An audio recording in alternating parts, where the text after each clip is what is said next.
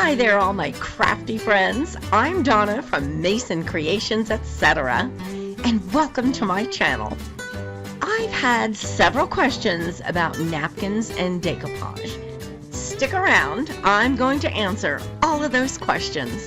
The biggest concern seems to be those pesky little dots on the napkin, and we're going to talk about them today. So if you're ready, let's make a mess. All of the products you're going to see me demonstrate today came from DecoupageNapkins.com, my wonderful sponsors. When choosing napkins, you will see some with 2 plies or layers and some with 3 plies. The higher quality napkins are almost always 3 plies. When decoupaging, you will only use the top layer that has the print on it. The other 1 or 2 layers are removed, and I'll go over all of that in just a moment.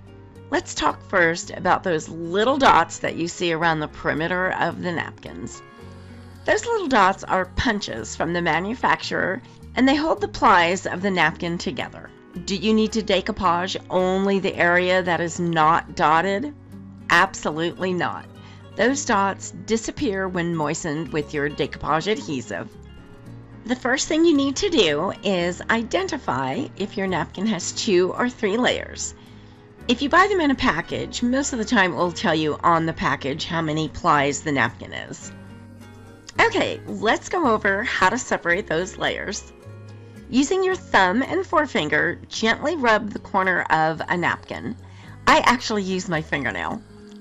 Once you burst the little bubbles in the corner, the napkin will flatten, the dots will disappear, and the layers will be easy to separate. If you seem to have any troubles at all, just switch to another corner. Sometimes one corner will be easier than the other one. If you still see a white hue to the back of your napkin, there may be another layer. The top layer with the image printed on it should be translucent and no white on the back at all. The napkin I'm working with right now comes from DecoupageNapkins.com, my wonderful sponsors. Any of the napkins you purchase from them are the highest quality European napkins and are almost always 3-ply. They are made from high-grade paper and high-quality inks that will never run when moistened with glue or varnish. They are made from a mixed synthetic blend that has a very silky feel to it, as opposed to what a cheaper cotton everyday napkin would have. If you are working with a 3-ply napkin, you must make sure to remove all the layers. If you don't remove all layers, the bottom layer will stick to the project and the layer with the image on it will peel off. You will be decoupaging only the top layer with the print on it. I just removed only 1 of the 3 layers to this napkin. See the difference between removing all the layers? The proper one with all layers removed is very sheer, and the other one still looks opaque. After removing the last layer, it becomes sheer as well. Where are you watching from? Let me know in the comments. It's fun to see what cities and countries you are all watching from. I'm filming from Las Vegas, Nevada in the United States. These are some inexpensive napkins that I got at Dollar Tree. On the front of the package, only 1 of them actually says how many plies the napkins are. You can definitely see and feel the difference in quality. They don't have that silky feel and are not as sheer, and 1 of them only has 2 pictures instead of 4. DecoupageNapkins.com has such a great selection of napkins that you can purchase 1 at a time. They carry many other craft supplies such as rice paper, paint, clay, molds, and a great selection of polyvine products. Over 8,000 products and growing. They are wonderful to work with and will send your order out fast. They offer several automatic discounts when checking out. Subscribe to their newsletter by entering your email address and you'll receive 10% off your next order. They are truly your one-stop shop for craft supply. Make sure you check them out. I'll be leaving links for all the products I use in my description box below. You may only want to use a portion of the napkin for your design. So at this point, you would separate out the portion of the napkin that you're going to be using. I always use a water brush to do this. A water brush has a cartridge that you fill with water and then brush it on the napkin or rice paper. The water dispenses easily, so this is really convenient.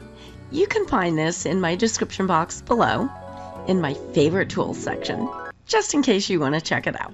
It's always best to remove as much of the background as possible, decoupaging only the actual image. Putting water on the napkin makes it really easy to tear. You should always tear your napkins instead of cutting them. A torn edge is much easier to blend versus a sharp cut edge. If you're enjoying this video, please let me know by hitting that like button. And why not share this with a friend? Thanks for doing that. I'm going to give you a little demonstration on some ceramic tiles. They're small and easy to decoupage on. I prepped the tile with Polyvine multi-surface lacquer. This is a great primer for any shiny surface. I let it dry for an hour and then added a coat of Dixie Belle paint in the colored drop cloth. The napkin I'm going to use has a cream colored background. I don't want to be able to see the napkin edges, so the color of the background needs to match the background of the napkin. As my decoupage adhesive, I'm using Polyvine Decorator's varnish in a dead flat finish. I'm using the dry method of decoupage on this tile. I'm laying the napkin down and brushing the adhesive directly over the napkin. This method helps to eliminate some of the wrinkles. When decoupaging, always make sure to have either a white or light cream background. Dark colors will make your image look muddy. I'm brushing from the center outward. I test all the products that I recommend in my videos. I won't recommend anything that I haven't used myself and prefer. If I'm recommending it, you can bet it's a great product. Each product will be listed in my description box below and will have a blue link to make it easy for you to find. Any of the links I provide are safe for you to click on. If you want to smooth out some wrinkles, mist a piece of plastic with water and lay it on the tile.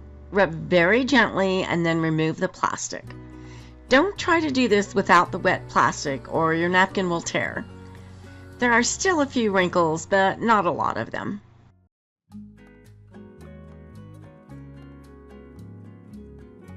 This tile has also been primed with Polyvine multi-surface lacquer. Since I'm covering the entire surface of the tile, I was able to just leave it white. On this tile, I'm using the water method of decoupage. You spray the napkin with water, pull out the large wrinkles, add your adhesive to the tile, and then lay the image on the tile. This method eliminates 100% of wrinkles. If you'd like to see a tutorial on how to do this method of decoupage, click the banner in the top right corner. I'll also leave a link for that video in my description box below. These are dry now, and I removed all the excess napkin hanging over the edge. Didn't they turn out great? If you look where the little dots were, they are gone now. They were across the top of the flower on the cream one and down the right side of the pink rose.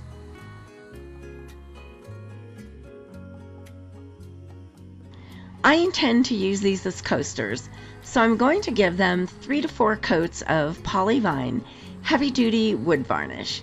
This is great for coasters because it's heat and water resistant and is also food safe.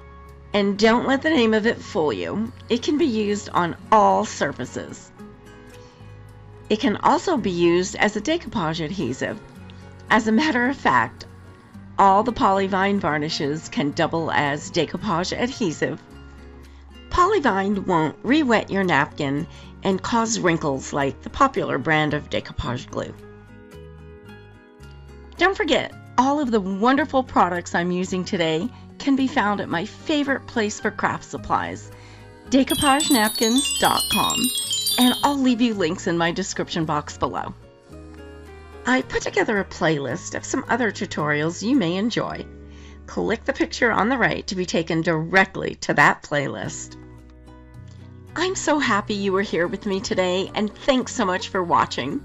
I can't wait to see you all next week. I'm working on a new project with you in mind. You can subscribe by clicking my picture in the top right corner.